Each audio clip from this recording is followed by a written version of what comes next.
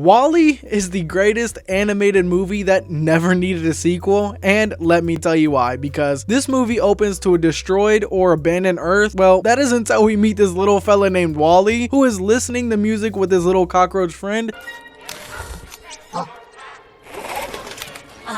And they are collecting trash and boxing it into cubes. Then, while WALL-E is making his way back home, we found out humans are no longer on Earth. The humans left because their Earth isn't habitable anymore, and the world is getting overrun with trash. And when WALL-E gets home, his house is awesome. He's got a makeshift TV playing old film, and all sorts of little artifacts like a Rubik's Cube and a spork that he has found over the years. And those are all normal items to us, but to WALL-E, they're remnants of the past. And this is what separates WALL-E from other animated movies. They trusted the audience to understand characters through action, not exposition. No voice over explaining why WALL-E is lonely. We see it and we feel it. And in my opinion, that's one of the greatest things about this movie. And when WALL-E goes to leave his house the next morning after charging up, he runs over his cockroach friend and he freaks out.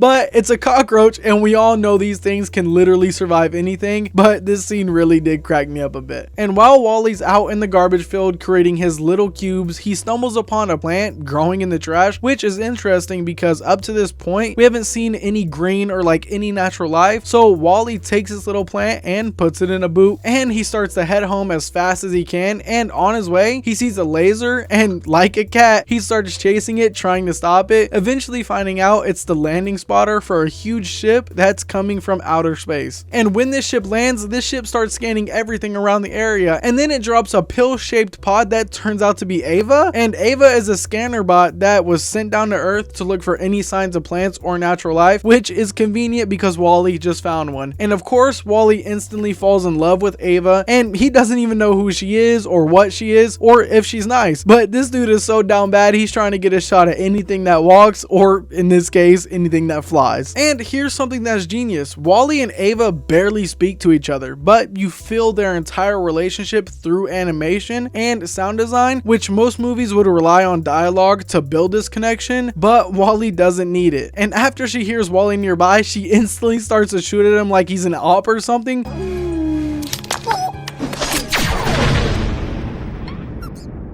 Like, let my boy work, he's just trying to get to know you. But luckily she doesn't blow him up or anything, and she scans him and leaves, continuing her search for any plants. But this dude WALL-E can't get enough of her, so he starts trying to impress Ava, eventually gaining her trust a little bit and actually getting introduced.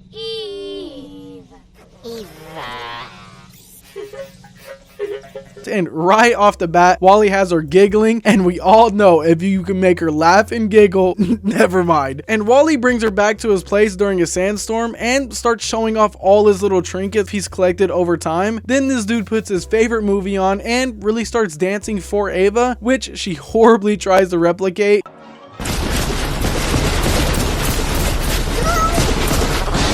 Almost destroying his whole house and killing him in the process. But WALL-E ignores all of these red flags because our guy is in love. So he goes to try to hold her hand, and she's like, nah, and pulls her hand back. But right when everything starts to go right for our boy, he shows her the boot with the plant in it, and when she scans it, it's exactly what she was sent to collect. So she takes the plant and shuts down.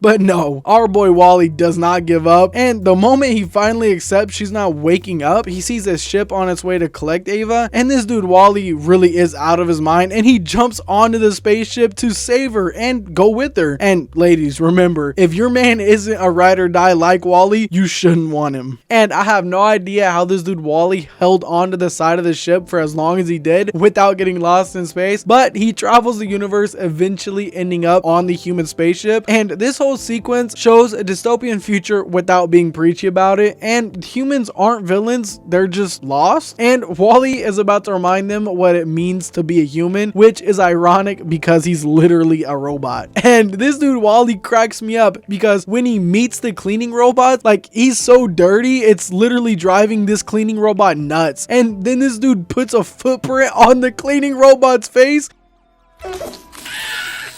And if I'm this robot, I'm crashing out. Like, what the hell was that? And then we run into the humans who have been in space for so long and are so enveloped in technology. They are all cruising around on like some hovering VR chairs. And if humanity continues going the way that we are, I'm almost certain we'll end up the exact same way. But when Wally meets the captain of the ship, I was not surprised at all. And this is insane. Like, the captain reveals it's been almost like 700 years or something of humans being in space. Like, what? And to make it even worse, the captain can barely even read. Operate Manuel. Manuel? Relay instructions.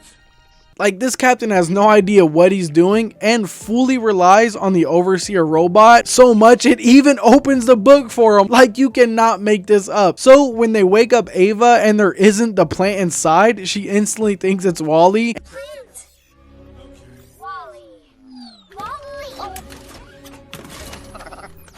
And this dude, Wally, even starts looking for the plant as well because he has no idea where it went. So once no plant was found, the captain says Ava is defective and sends her to get checked on. So now she's mad at Wally for thinking he did something with the plant, which is just perfect because Wally has no idea. And then when Ava's getting checked on, this dude, Wally, thinks she's getting tortured. So he bursts through the door and makes everything 10 times worse.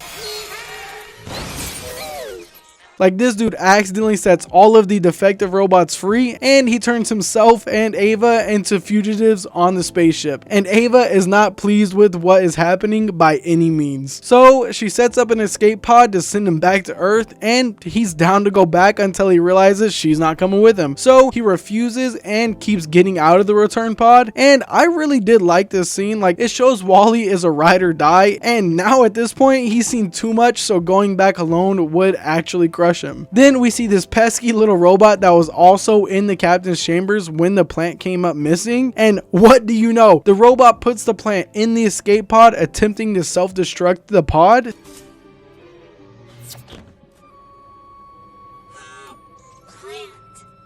So nobody knows the plant ever existed. But then, in an attempt to please Ava, RG Wally grabs the plant and then gets blasted into space, unintentionally saving the plant and Ava's objective. But also, this dude's gonna die. He's in a self-destructing pod. But somehow Wally manages to escape, and then this dude Wally gets a huge hug from Ava, and we see a spark that sends him into full-on shock, like no pun intended.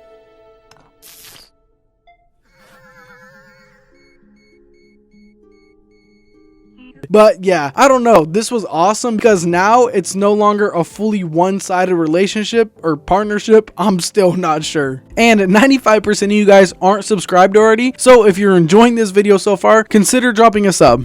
So when Ava goes to complete her mission of giving the plant to the captain decides humans are going to return to Earth. And then we find out the overseer robot was the one who tried to get rid of the plant the whole time, and that there was never a plan for humans to ever actually return to Earth. And I'm not gonna lie, I had my suspicions, but I did not expect it to connect directly to the overseer robot that has worked with every single captain. Like, who knows how long Earth has been habitable for and how many samples have actually been thrown away. And this is just insane to me. And I was very impressed by the captain pushing back. I'm the captain of the Axiom. We are going home today.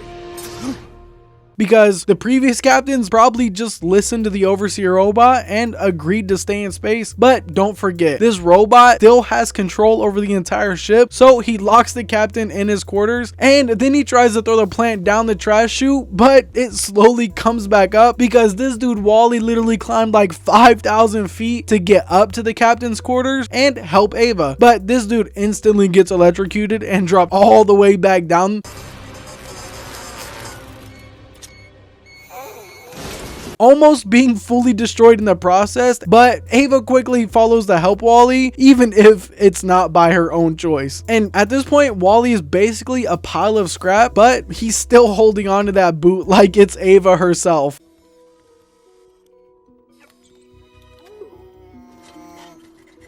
This is also when Ava realizes life isn't just about completing her mission anymore. It's about saving the only dude who ever looked at her more than just a scanner bot. And now that the captain is finally standing up to the overseer robot, I'm not gonna lie, seeing a dude who can barely stand fight a rogue AI was kinda crazy. And somehow he actually wins. I have no idea how though. And once they finally go to put the plant in the place so everyone can return to Earth, everything goes completely wrong. The ship starts to tilt and the platform starts to lower down. Wally, who is already destroyed, is the only thing there to stop it from closing fully. So he does what Wally does and he puts himself between the platform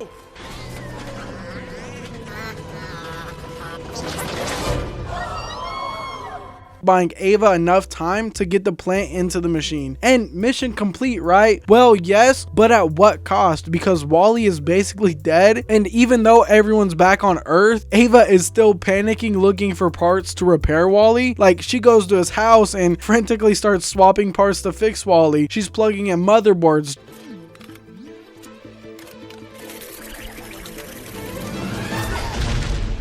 when he does wake up, he's not our Wally. He's just a rebooted base version, no personality, no memories of all of his adventures, just a trash collector. And this is the part of the movie that actually kind of was hard to watch, I'm not gonna lie. And I was like, what the hell? Like, he saved the whole human race just for him to forget himself in the process. But then Ava holds his hand and we see that spark again. And I don't know what this spark does. I don't know if it reignites him or if it like wakes him back up, to be honest, but all I know is our boy Wally is back to being himself. And at the end of the day, Wally is, in my opinion, Pixar at its absolute peak. They took a massive risk, like the first 30 minutes have almost no dialogue, and somehow created one of the most emotionally powerful animated films ever made. And the storytelling is perfect. Like, Wally's arc goes from a lonely trash collector to a robot who saved humanity and found love, and Ava's arc goes from an objective focused scanner bot to choosing love over programming. And humanity's arc, they went from destroying Earth to getting a second chance. And every arc in this movie is complete and every theme is resolved. And that's exactly why Wall-E never needed a sequel, because some stories are so perfectly told that going back with a sequel would only ruin what made them so special. And Wall-E said everything it needed to say about loneliness, love, environmentalism, and what it means to be a human, all through a trash compacting robot who barely speaks. So yeah, Wall-E is, in my opinion, the greatest animated movie that never needed a sequel. And honestly, I'm glad Pixar never made one, because this